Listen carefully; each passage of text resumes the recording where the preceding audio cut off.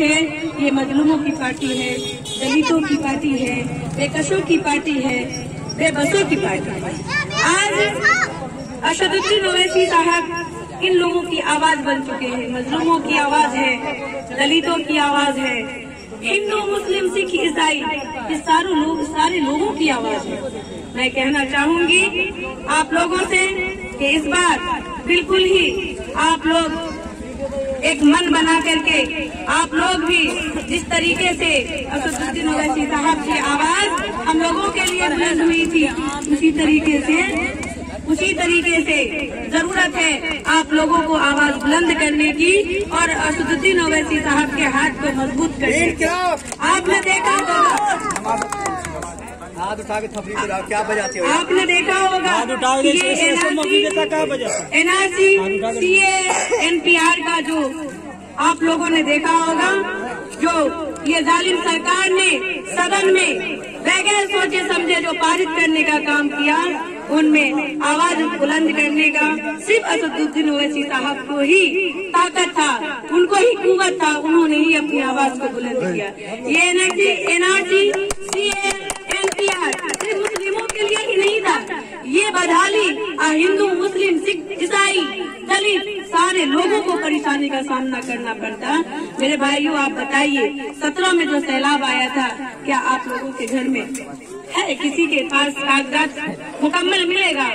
क्या आप नानी दादी माता पिता सभी का कागजात दिखा सकते थे? नहीं दिखा सकते थे। जब नहीं दिखाते तो आपसे बहुत प्रेम से कागजात लेकर के उसके बाद उनका बहुत ही बारीकी से वो छानबीन करके बाद में आपको कहा जाता कि जनाब आपका प्रूफ नहीं मिल रहा है जो आप यहाँ पर रहेंगे, आपको फला जगह जाना होगा, डिटेंशन कैंप में जाना होगा। वही ब्रिटिश गवर्नमेंट की जो राज चल रही थी, ब्रिटिश गवर्नमेंट के जमाने में जैसे मजलूमों को सताया जा रहा था, वही वक्त आ जाता अगर असदुद्दीन ओवैसी साहब अपनी आवाज को बुलंद नहीं करते।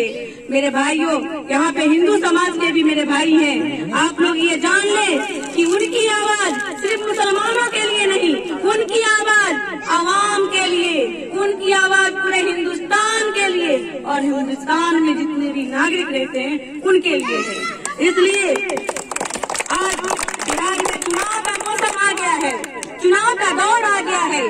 न जाने कब इलेक्शन का ऐलान हो जाएगा, न जाने कब घोषणा हो जाएगा और जरूरत है कि अब असदुद्दीन ओवैसी साहब के हाथ को मजबूत करने की जरूरत है, उनकी आवाज को बुलंद करने की। उनका हाथ कैसे मजबूत होगा? जब आप लोग यहाँ से MLA MP चुन करके भेजेंगे। तो अभी MLA चुनने का वक्त है, आप लोग MLA चुनकर भेजेंगे तब आपकी आवाज जो है सदन में जैसे असदुद्दीन ओवैसी साहब दहाड़ते हैं शेर की तरह, उसी तरीके से आपके जो रहनुमा हैं जो जिन्हें आप चुन के भेजेंगे वो दहाड़ेंगे, क्योंकि दोनों की आवाज में आवाज मिलेगी, आपको ताकत मिलेगी। और ये जो बदहाली है, अब वक्त आया हिस्सेदारी की, अब हम लोगों को हमारा हिस्सा चाहिए। ये जो बदहाली है आपने देखा होगा, अभी क्यों सुनने को मिल रहा है कि रोड नहीं तो वोट नहीं। वाजिब कहा उन्होंने, गैर वाजिब नहीं कहा है। आप लोगों का कहना बिल्कुल सही है, रोड नहीं तो वोट नहीं। जब आप वोट नहीं दे सकते, आपको नेता बनाकर भेजता हूँ अपना कीमती वोट दे करके, तो आप जब नेता बन करके जाते हैं, जब मेरा शुभचिंतक नहीं हो सकते, मेरे इलाके के बारे में आप चिंतन नहीं कर सकते, तो आपको दोबारा यहाँ आने का कोई हक नहीं है, कोई हक नहीं है। इस बार मेरे भाइयों मेरे साथियों, आप लोग इस बार अपने अंदर मुकम्मल इरादा कीजिए कि ऐसे दलालों को, ऐसे चोरों को, लुटेरों को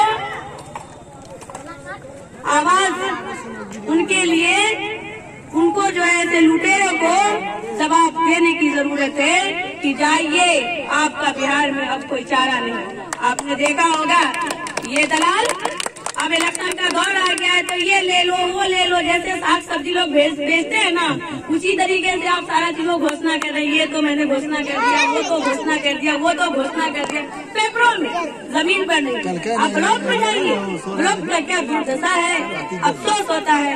मैं भी एक प्रतिनिधि हूँ, 50,000 जनता से चुन करके बनी हूँ, लेकिन आज ये गुंडे की सरकार है, ये लुटेरी की सरकार है, सारे स्टाफ लुटेरे बन चुके हैं। बेगर पैसा का एक कदम हिलता नहीं है। जब अवाम जाती है तो उन्हें लूटने का काम करते हैं। सिर्फ वो पहचानते हैं तो किनको, कुर्ते वाले को, नेता को। अगर कोई चला गया मेरे जैसा लोग तो आप करवा लीजिए मैडम, चली जाइए।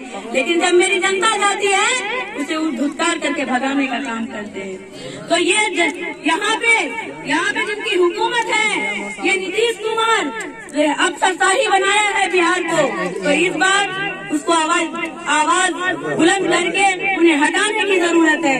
बटन दबा करके, पतंग में आप अपना वोट डाल करके उन्हें वैसे दलालों को हटाने की जरूरत है जो दलाल आज 15 साल से यहाँ राज कर रहे हैं।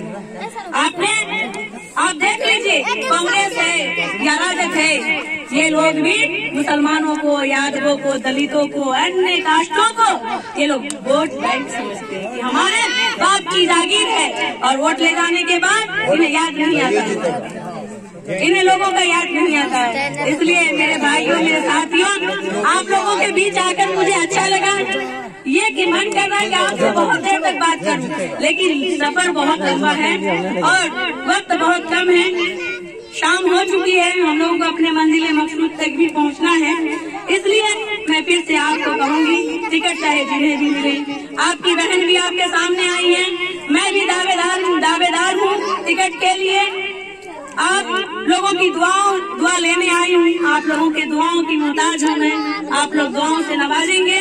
मगर एक बात मैं चलते चलते ये कहना चाहती हूँ कि टिकट चाहे जिन्हें भी मिले, आप लोग अपना वोट पतंग में ही डालेंगे और ओवैसी साहब के हाथ को मजबूत करेंगे, अब्दुल इमाम साहब के हाथ को मजबूत करेंगे, राशिद के हाथ को मजबूत करेंगे। ये तमाम लोग आज मजलूम की तरह आपके हक और हुकूक के लिए लड़ रहे हैं। इनको कोई अपना जाति मुफाद नहीं है, सिर्फ दलितों के लिए, मुस्लिमों के लिए, अन्य हर जातियों के लिए, हिंदुओं के लिए, सभी जातियों के लिए लड़ रहे हैं, सभी का हक हुकूक मांग रहे हैं। एक मजलूम बन चुके हैं, उस मजलूम को सहारा देने का आप लोगों का हक होता है। अगर आप लोगों ने हक तलफी किया तो अल्लाह ताला के यहाँ जरूर पकड़े जाएंगे।